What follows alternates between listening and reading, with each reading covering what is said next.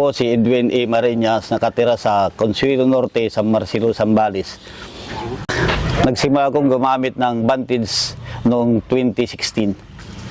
Nag-alaga ko yung 90 to 95 kilo ay umaabot ng 3.5 months.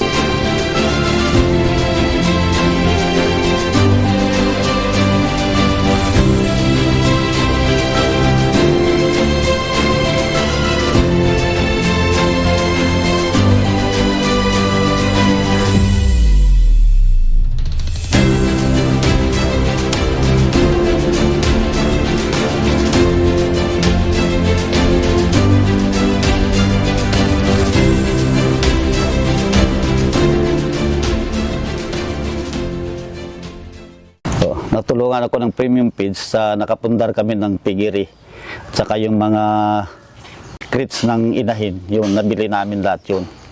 At saka na-improve namin yung mga piggery namin dito.